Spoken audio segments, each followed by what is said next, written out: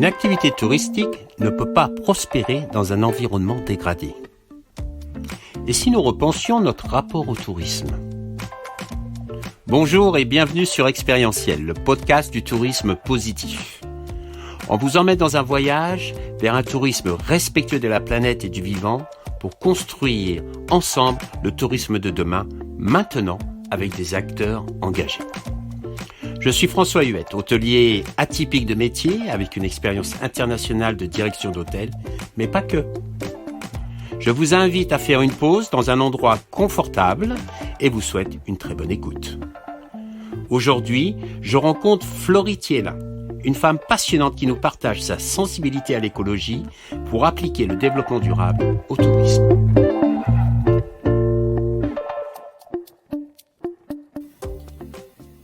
Bonjour Florie, merci d'avoir accepté l'invitation au podcast Expérientiel. Comment vas-tu ? Bonjour François, ça va bien, super. Depuis le centre Bretagne, un peu enneigé, mais voilà, on y est bien aussi, ça change un peu. Ouais, là en ce moment il doit faire très froid. Dis-moi, tu peux nous dire qui tu es et ce que tu fais ? Et oui, alors on parlait tous les deux juste avant, et donc j'ai vu des petits points communs entre nous deux, puisque je suis passée aussi, à un moment donné travailler pour Intercontinental à Bora Bora, et moi j'avais fait mon stage de fin d'études au Sofitel de Tahiti. Ah. Donc je suis aussi passée par là. Ouais, c'est un bel endroit, hein. Ouais, sauf qu'il n'existe plus cet hôtel, le Maeva Beach. Entre-temps, il a été, comme le tourisme là-bas, c'est un peu difficile, il n'existe plus. Mais malgré tout. Donc ça en commun. Donc Florie Thielin, j'habite en Centre-Bretagne maintenant. Je travaille à mon compte. J'ai plusieurs casquettes. Souvent, je me présente comme couteau suisse en communication et en lien avec toutes les thématiques de tourisme et de développement durable. Et je fais partie du collectif de journalistes du site internet qui s'appelle Voyageons Autrement. Je suis aussi animatrice pour la e-communauté tourisme du CNFPT, c'est le Centre national de la fonction publique territoriale. Et puis j'ai donné beaucoup de cours en fait avec des étudiants, aussi animé des formations en lien avec le tourisme et le développement durable. Et ce qui me tient à cœur, ce qu'on retrouve un peu dans tout mon parcours, c'est le partage d'informations.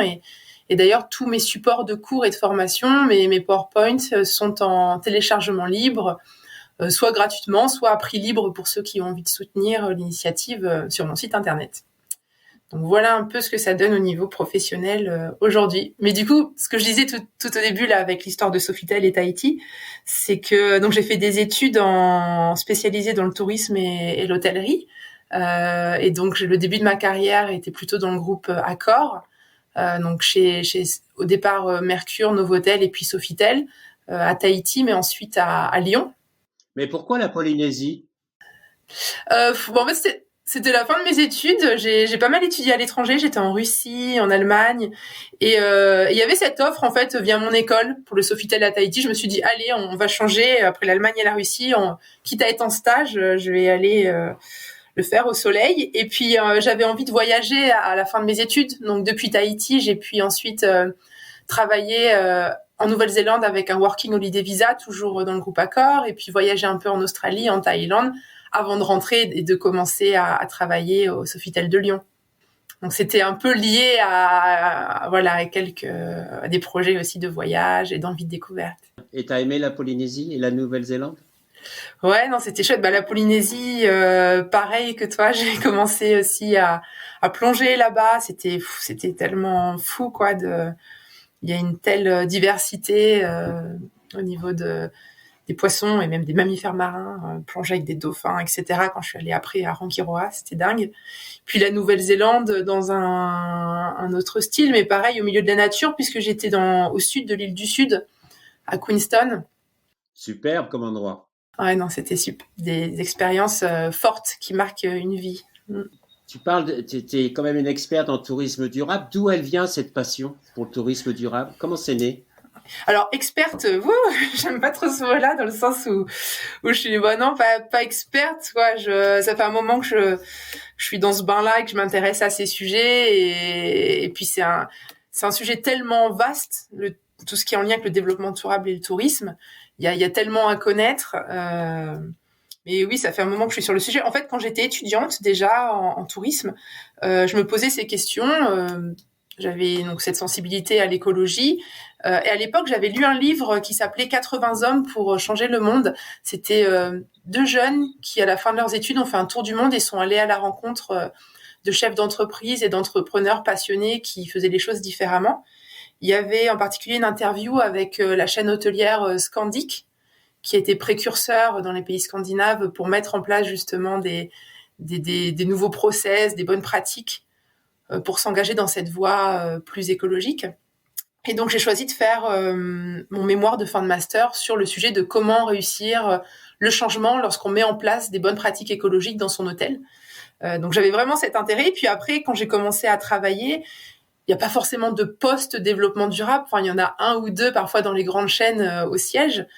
Mais j'ai avant tout commencé à travailler comme à la fois dans plein de postes différents dans l'hôtel. Et puis assez rapidement, je me suis spécialisée dans le département commercial, communication.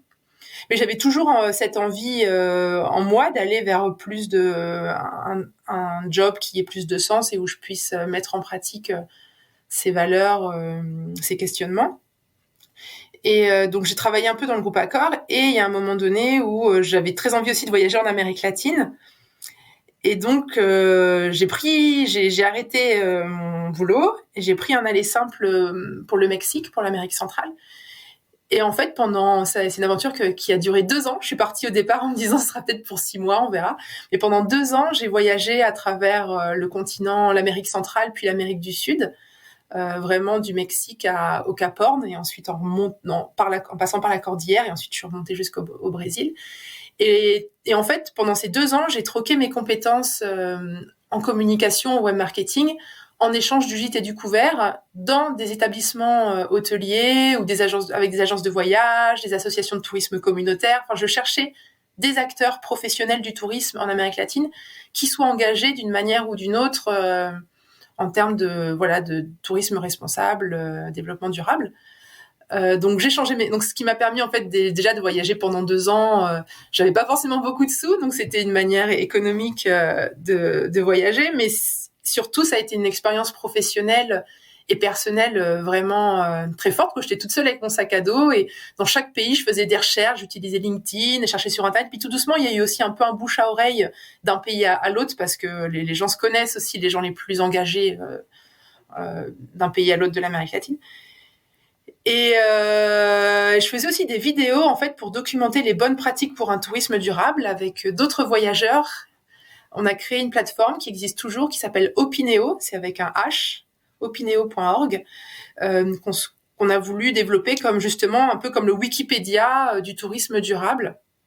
Donc dans cette dynamique, t'en parlais tout à l'heure d'intelligence collective, là aussi on partage, je pense, cette envie d'intelligence collective, de coopération. Et donc voilà, 2 années vraiment intenses. Et là, je suis rentrée en France. J'ai aussi un petit peu travaillé pour le Petit Futé, pour mettre à jour des guides de voyage en Amérique centrale. Et puis, quand je suis rentrée en France, c'est là que le collectif de Voyageons Autrement, qui a été cofondé par Romain Vallon, qui ça fait plus de 12 ans maintenant qu'il existe, ce site internet, m'ont proposé de rejoindre l'aventure. Alors, chez Voyageons Autrement, il n'y a pas vraiment de salariés ou d'employés, quoi. C'est une 12aine de personnes. Vous voyez, Romain, il est ostéopathe à la base. Certains sont des journalistes professionnels. Certains, comme moi, ne sont pas journalistes professionnels, mais aiment bien écrire.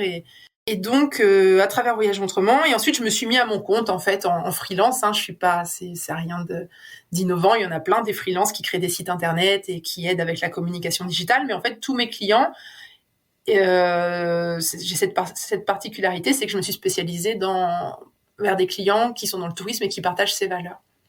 Et puis, ce qui fait que j'avais aussi des compétences un peu plus techniques quand on parle de channel manager, de revenu management, des choses comme ça, où je peux aussi les aider, ce que n'a peut-être pas un freelance qui n'est pas spécialisé dans le tourisme. Dis-moi, de ce voyage en Amérique du Sud, moi j'ai jamais été en Amérique du Sud. Quel souvenir tu en gardes justement par rapport à ce tourisme durable qui t'anime ? Déjà, le premier mot, c'est que quand je disais aux gens que je cherchais des initiatives de tourisme durable, sostenible en espagnol, je me disais mais tu veux quoi exactement ? Parce que c'est tellement une notion qui est large. Ça va en effet de la petite association de tourisme communautaire avec, je sais pas moi, des populations ancestrales comme les Quechua au Pérou, à des hôtels 5 étoiles de luxe et qui ont des grands projets de reforestation ou qui soutiennent par exemple des écoles. Et c'est quoi le plus durable de l'un ou de l'autre? Je sais pas, j'ai pas la réponse, mais surtout ce qui m'a un peu frappé, c'est que ce que j'ai retenu de ce voyage, c'est la diversité en termes de spectre d'action et de possibilités et d'acteurs du tourisme sur ce sujet, quoi. C'est pas si simple, c'est pas tout noir ou tout blond, quoi. Il y a pas quelqu'un qui est pas durable et quelqu'un qui l'est complètement. C'est vraiment un long chemin avec des degrés d'application très diverses. Est-ce que tu penses justement que cette nomination de tourisme durable fait pas un peu défaut justement à l'intention du tourisme durable? Je pense que l'expression tourisme durable, déjà, c'est du jargon entre professionnels du tourisme. C'est un peu un raccourci entre le développement durable appliqué au tourisme. Mais pour moi, c'est pas une notion qu'on doit utiliser justement en termes de communication vers les voyageurs, parce que c'est trop large, quoi, et c'est pas parlant. Il y a un côté aussi un peu culpabilisant, c'est-à-dire on a l'impression que le tourisme durable doit être une niche, alors que je pense que le tourisme durable doit être peut-être une norme pour l'industrie. C'est vraiment ce pourquoi je milite en disant le mot tourisme durable, c'est du jargon utilisé entre nous. De manière générale, il va falloir que le tourisme devienne plus durable dans ses pratiques, ou alors il n'y aura plus de tourisme demain. Mais après, on peut trouver des niches au sein de cette grande thématique du tourisme durable. On a la micro-aventure, le tourisme participatif, le tourisme rural, le tourisme culturel. Enfin, il y a plein de formes de tourisme qui, de par leur ADN, vont plutôt dans le sens de la durabilité, même si bien sûr, il y a parfois certains sont plutôt sur le volet social, d'autres plutôt sur le volet écologique, et c'est chouette quand les deux peuvent se rassembler. Un acteur du tourisme qui fait des actions justement qui prennent en compte des enjeux environnementaux, sociétaux. Et je me dis, est-ce que tu aurais des conseils à leur donner justement dans leur communication, dans leur positionnement, qui soient pas dans une niche systématiquement, mais qui mettent en valeur vraiment leurs actions? Déjà, en termes de communication, donc je m'appuie beaucoup sur le travail qui était réalisé par Xavier Font, qui est un doctorant. Il est d'origine espagnole, mais il vit en Angleterre depuis longtemps. Vous pourrez le trouver sur Internet. Il y a plein justement de vidéos, de podcasts. Le site Internet Travindi, qu'il a co-développé avec d'autres. Et une des études qu'il a réalisées, c'était justement poser cette question du tourisme durable à des voyageurs et voir ce qu'ils répondent. Et en fait, une petite partie, même si c'est une petite partie qui est grandissante, mais c'est vraiment une toute petite partie des gens qui vraiment cherchent absolument de la durabilité, cette notion d'écologie dans le choix de la destination ou des activités qu'ils vont pratiquer, dans le sens où ce qui passe avant tout en avance, les gens disent ok, pourquoi pas, mais il y a quoi pour moi là-dedans? C'est comme le fait qu'on mange, de plus en plus de personnes mangent bio. Pourquoi est-ce que les gens mangent bio? Bien sûr, c'est bon pour l'environnement, mais généralement, la motivation numéro 1, c'est parce qu'on pense aussi que c'est meilleur pour notre santé. Et donc, j'aime bien mettre en avant cette notion de bénéfice client, c'est se poser la question, dans ce que je propose dans mon offre touristique, ok, j'essaie de faire des choses qui sont durables, mais c'est mettre en avant dans la communication plutôt le bénéfice client.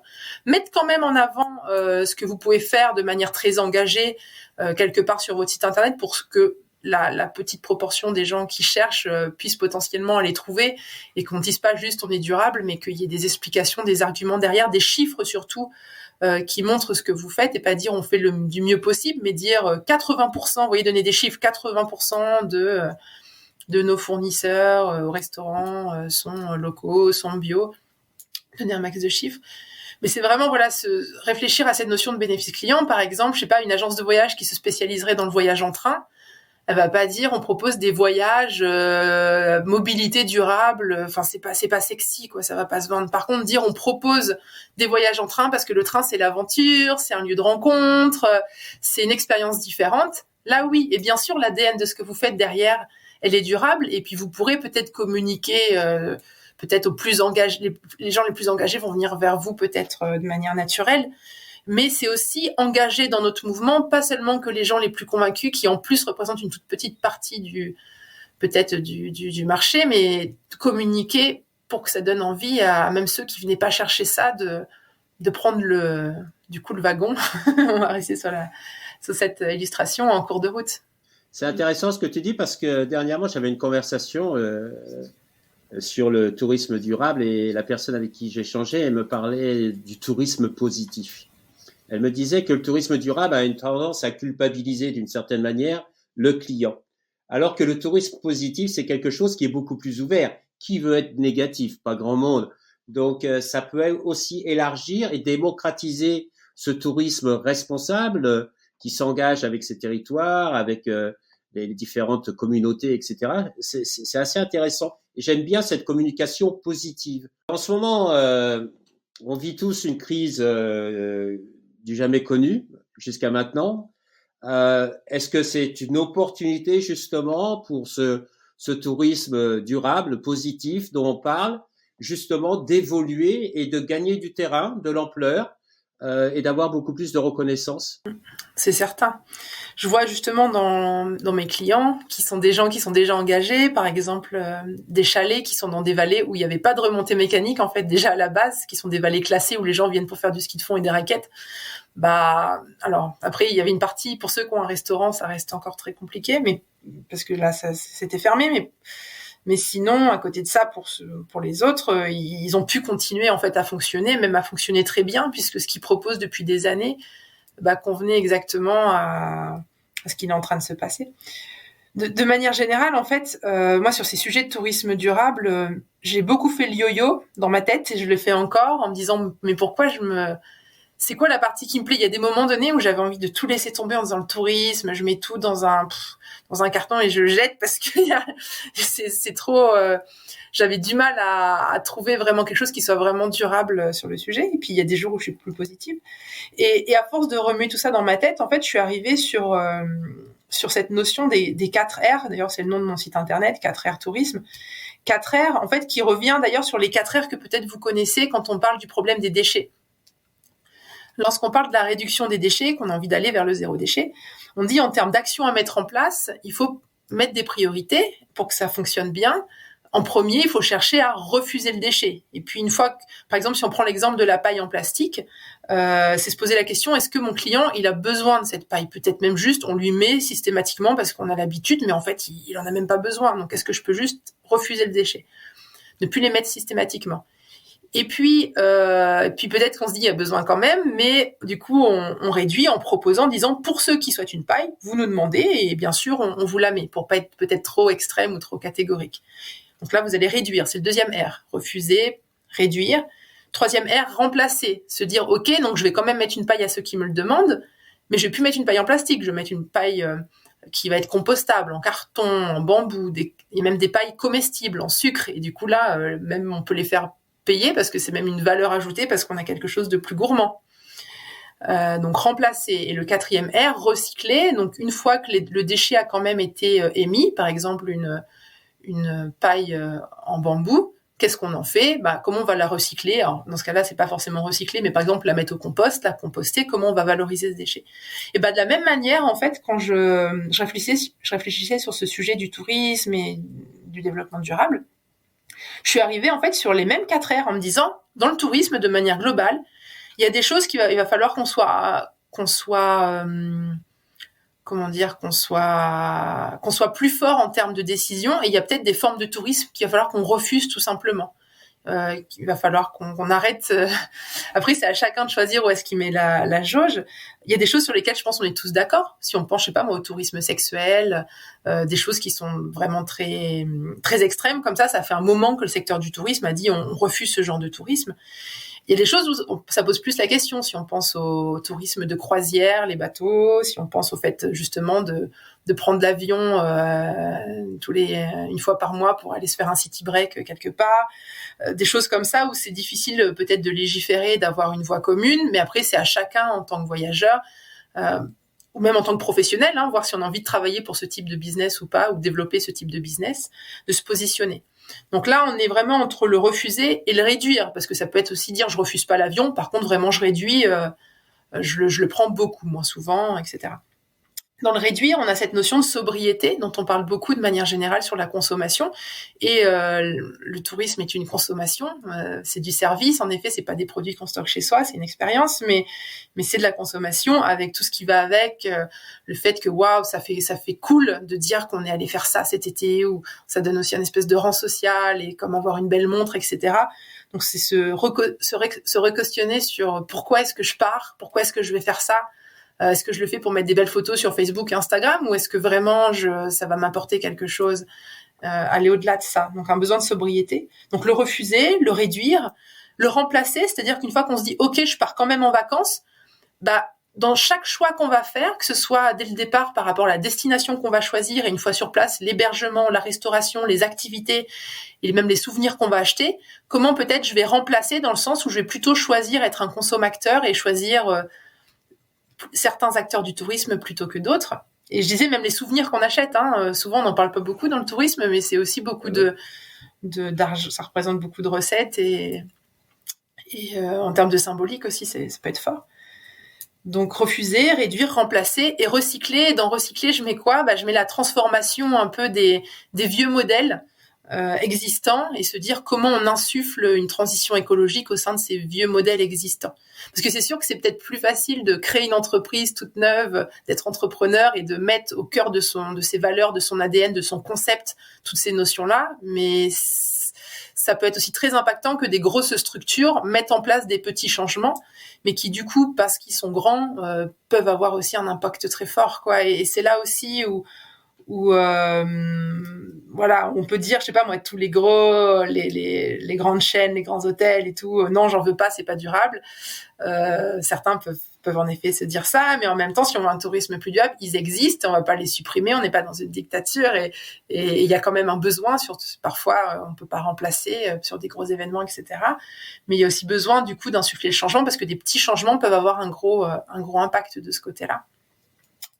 Donc voilà, ça c'est un peu mon truc des 4 R, mon concept des 4 R qui me guide dans ce que je veux promouvoir pour le tourisme de demain. Parce qu'il y a sûrement des acteurs du tourisme aujourd'hui qui, par rapport à la situation actuelle, ont pris conscience. Et est-ce que tu penses que justement ces 4 R peuvent être une première étape, parce qu'ils savent pas forcément comment agir, hein. Prendre conscience c'est une chose, agir c'en est une autre. Et ils ont envie de passer à l'action. Et est-ce que tu penses que justement les 4 R peuvent être une première étape? Alors cette notion des 4 R, là, je l'ai développée pour le tourisme de manière globale, mais en fait, ça fonctionne dans toutes les actions qu'on veut mettre en place, puisque l'idée, c'est de prioriser ces actions, que ce soit au niveau de l'énergie, au niveau de l'eau, au niveau de tout, c'est toujours se poser cette question de est-ce que je peux être d'abord plus sobre avant de dire tout de suite je vais mettre quelque chose qui peut être recyclable, c'est faire les choses en fait dans le bon ordre. Par exemple, on parle beaucoup de compensation carbone. Ok, c'est bien de compenser, mais compenser, on est déjà dans le 4e R, dans le recyclage, la compensation. Il faut d'abord chercher à réduire. Donc voilà, ces 4 R, c'est quand même assez conceptuel et assez général. Donc après, si on a envie de passer à l'action, c'est vraiment voir au quotidien, au niveau de chaque décision qu'on prend, où est-ce qu'on va pouvoir agir ici et là au maximum. Et c'est un chemin et ça se fait pas d'un coup de baguette magique du jour au lendemain. C'est certain. Dans mes supports de cours et de formation, je donne plein d'exemples concrets, des outils pour donner des pistes d'action pour les professionnels, donc ils peuvent aller faire un tour de ce côté-là. C'est sur le site, c'est 4R Tourisme. Non, après je trouve que ça pose des questions beaucoup plus grandes sur comment va évoluer le tourisme en effet de demain, quoi. Quel est le rôle d'une office de tourisme, qu'est-ce qu'on fait durant son temps libre, ça pose des questions et bien sûr il faut que les professionnels agissent, mais ils sont pas tout seuls, quoi. On est dans un écosystème qui est complexe et il faut aussi que les voyageurs agissent, il faut que les institutions agissent, il faut que les écoles de tourisme agissent, il faut que les médias agissent. Vous voyez, c'est pas que les professionnels qui vont tout changer, ils ont leur part à mener, mais ils sont pas tout seuls dans ce grand bateau, quoi. Et alors, comment on fait pour rassembler tout le monde autour de la table? Parce que là, on est carrément dans la coopération. Ça veut dire qu'on s'assoit tous autour de la table et on essaye de comprendre les enjeux de chacun et de co-construire ensemble le tourisme de demain. Comment on fait ça? Parce que le tourisme aujourd'hui, c'est plutôt divisé quand même.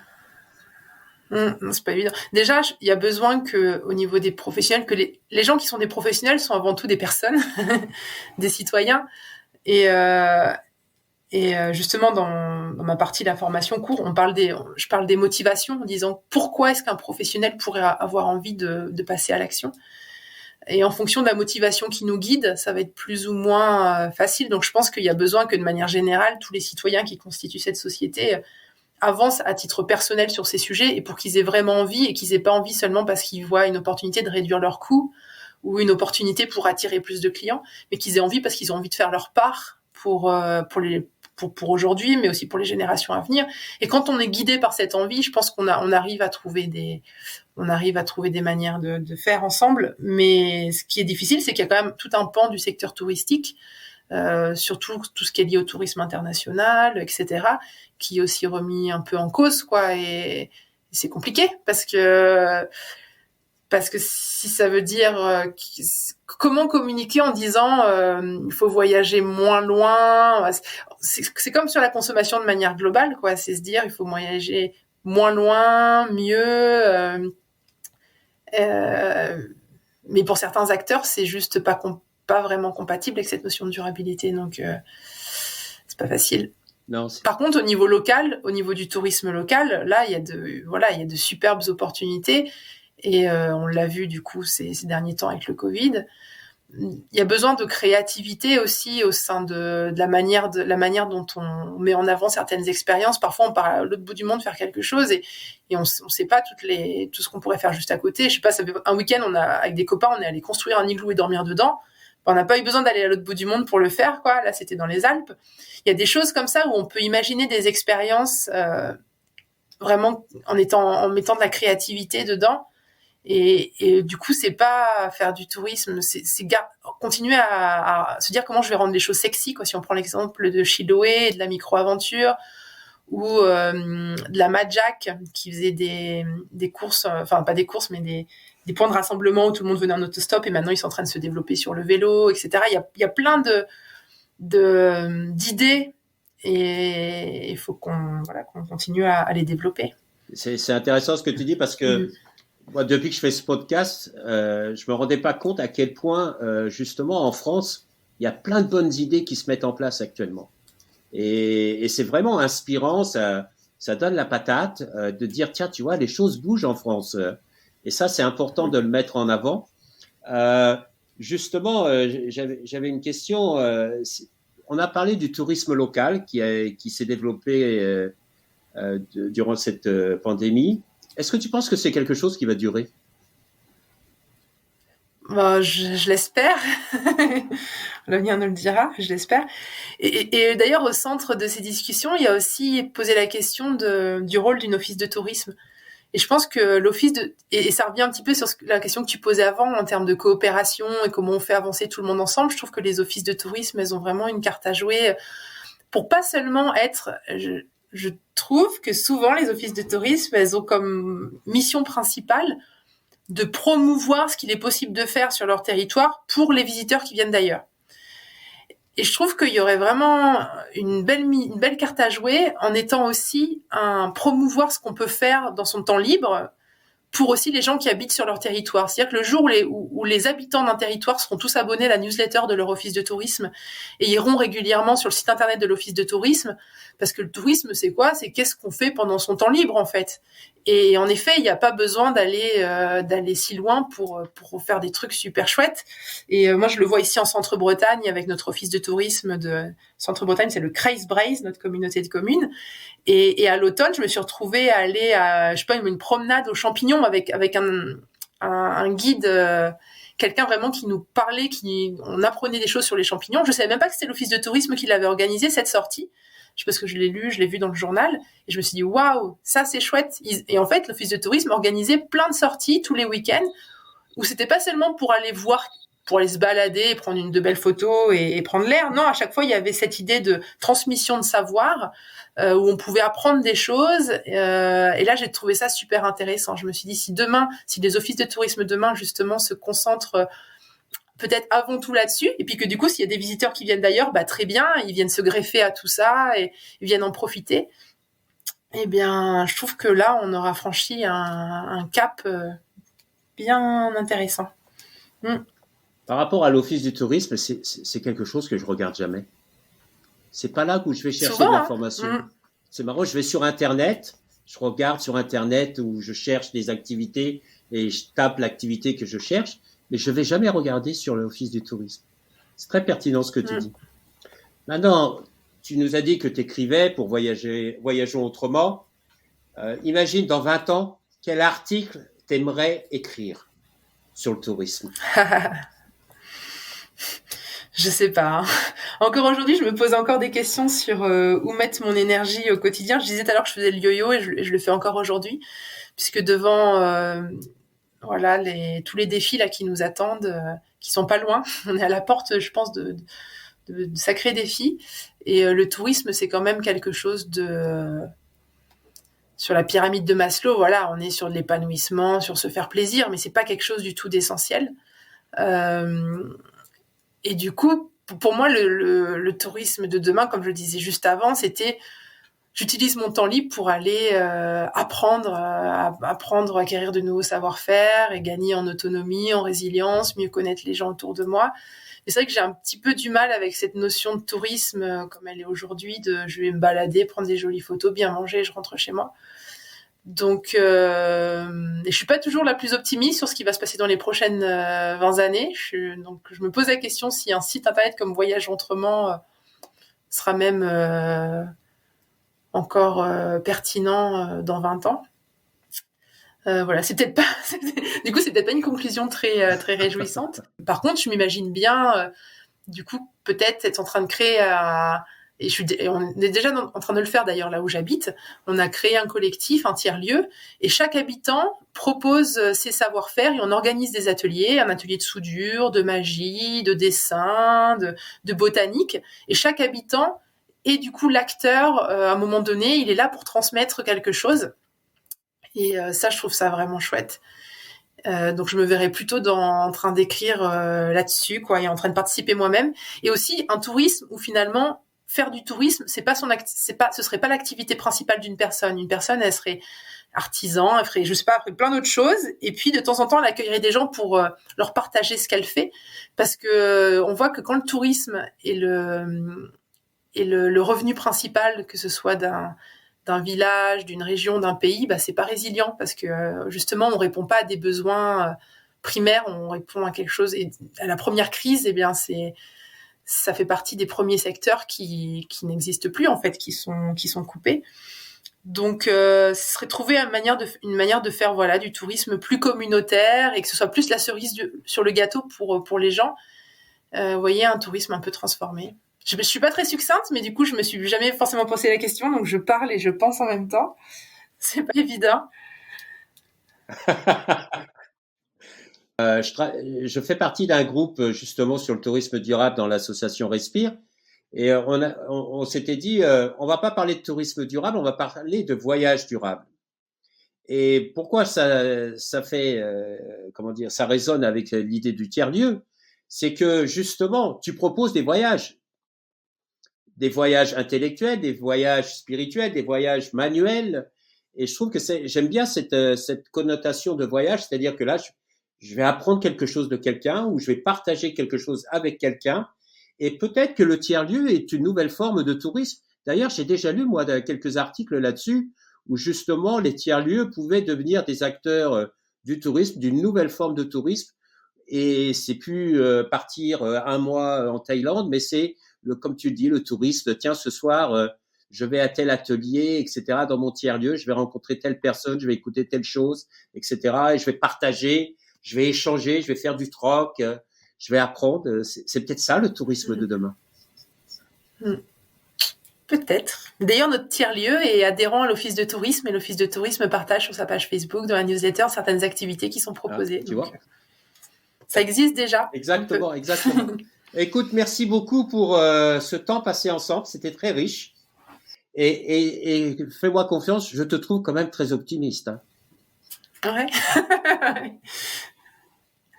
J'essaie. Non, c'est important de rester positif sinon on n'agit plus. Mais François, merci beaucoup pour cette invitation. Puis si un jour tu passes dans le coin, Rostrenin, Centre-Bretagne, viens boire un café dans notre tiers-lieu ou à la maison, n'hésite pas. Pareil pour ceux qui écoutent le podcast, hein, je trouve ça toujours chouette de faire des rencontres. N'hésitez pas. Quel est le nom du tiers-lieu ? Ça s'appelle c'est l'espace Cadoré avec un K, et c'est géré par on a créé une SCIC qui s'appelle la SCIC Jean de La Fontaine, un statut juridique très intéressant d'ailleurs pour l'intérêt collectif.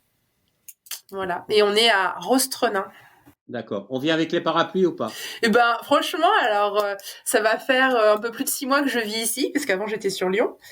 Et moi j'ai l'impression qu'en Centre-Bretagne, les gens ils disent ça pour éviter qu'il y ait trop de monde qui vienne vivre par ici, hein, parce que je suis originaire du Loir-et-Cher, j'ai grandi par là quand j'étais petite, et je trouve que franchement c'est pas mieux, pas pire, quoi.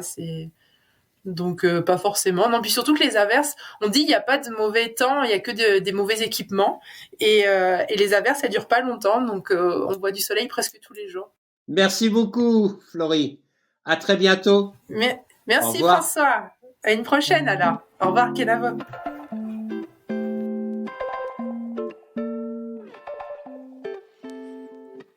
Voilà, c'est la fin de notre voyage du jour. J'espère que vous avez vraiment passé un agréable moment en notre compagnie et que nous avons pu semer des graines d'inspiration et d'action. Surtout n'oubliez pas, le tourisme de demain, c'est maintenant qu'on le construit et ensemble. C'est un tourisme qui est guidé par le sens, l'expérience et en lien avec nos territoires pour assurer la pérennité de nos métiers et de nos activités. C'est essentiel.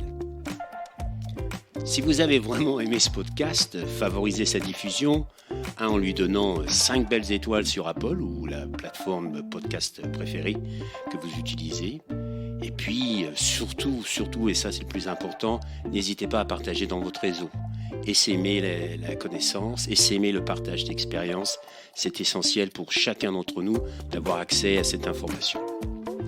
Et puis, si vous voulez continuer l'aventure avec nous, le voyage avec nous, eh bien, je vous invite à vous abonner pour suivre tous les épisodes gratuitement et être informé dès qu'ils sont publiés. Voilà.